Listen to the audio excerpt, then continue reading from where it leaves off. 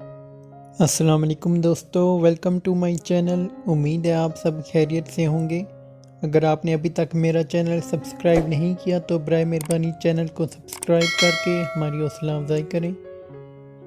آج کی ویڈیو میں آپ کو پیارے سے واصف علی واصف کے کوٹیشن سنائیں گے۔ اگر ویڈیو پسند آئے تو ویڈیو کو لائک اور کمنٹ کرنا مت بھولیں۔ کائنات کے بڑے مضامین میں نہ پڑو، بلکہ چھوٹی چھوٹی باتوں پر توجہ دو۔ اس کو راضی رکھو جو ہم سفر ہے، چاہے وہ ہم خیال نہ بھی ہو۔ نفس کو اکسانے کا عمل آنکھوں سے شروع ہوتا ہے۔ نفس کو اکسانے کا عمل آنکھوں سے شروع ہوتا ہے، لہٰذا اپنی نگاہیں نیچی رکھو۔ ہمیں بہت زیادہ علم کے مقابلے تھوڑے ادب کی زیادہ ضرورت ہے۔ جس انسان میں ذاتی صفات نہ ہوں، وہ اپنے لباس سے لے کر اپنے مکان تک اپنی ہر چیز کی تعریف چاہتا ہے۔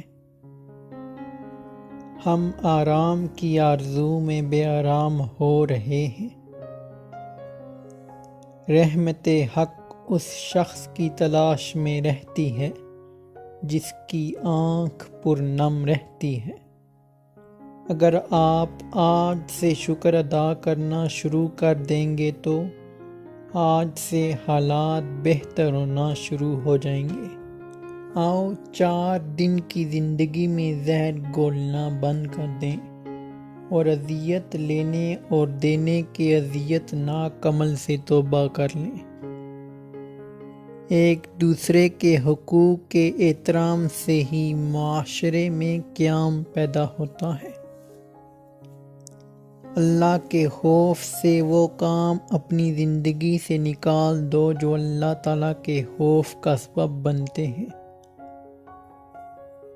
2 منصوبوں پر کام یکسوئی سے محروم کر دیتا ہے، اور یکسوئی کے بغیر عروج حاصل نہیں ہوتا۔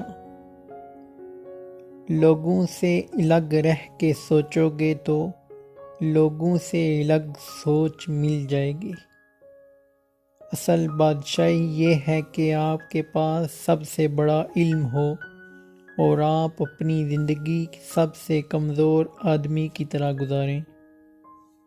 چیونٹی صبح سے شام تک محنت کرتی ہے اور اس کی تلاش یہ ہے کہ خاک راہ سے رزق مل جائے۔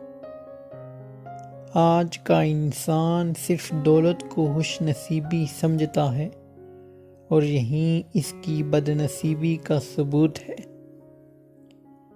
آج کا انسان سکون کی تلاش میں آسمانوں کے دروازے کھولنے چلا گیا ہے، لیکن اس سے دل کا دروازہ ابھی تک کھلا نہیں۔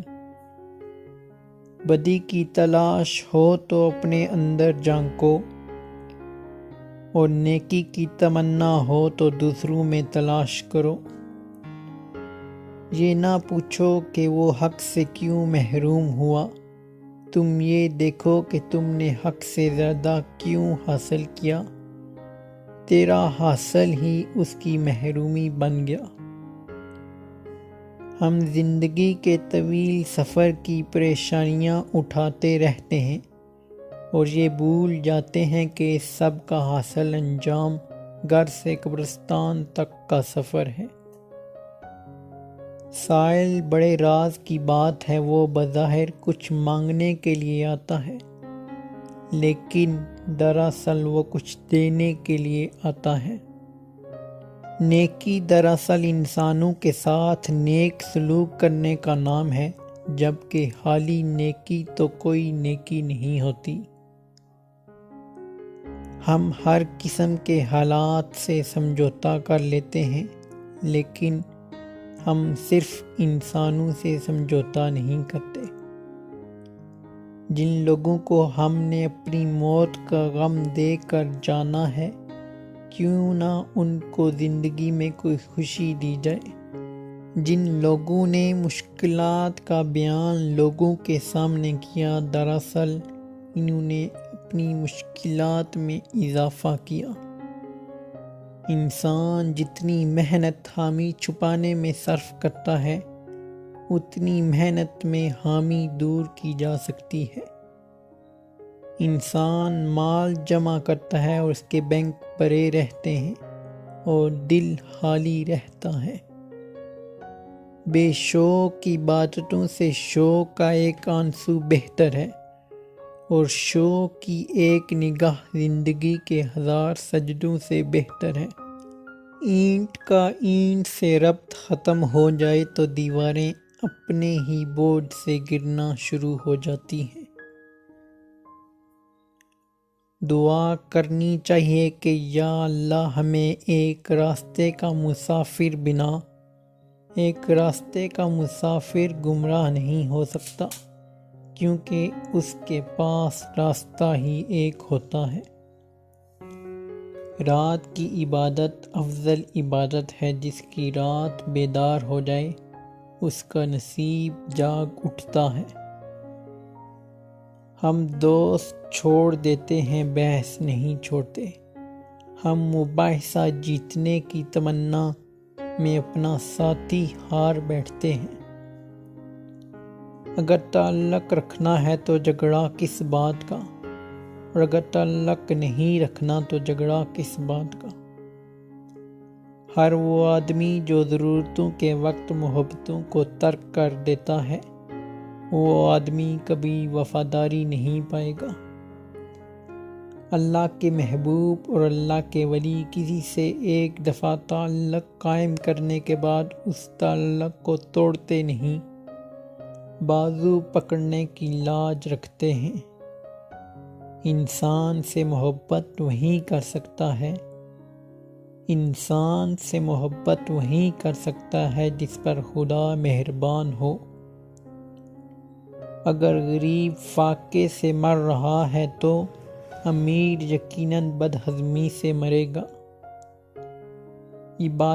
عبادتیں ان کا تقدس اور اہمیت اپنی جگہ، لیکن کسی انسان کا دل راضی کرنا سب اہمیتوں سے زیادہ اہم ہے۔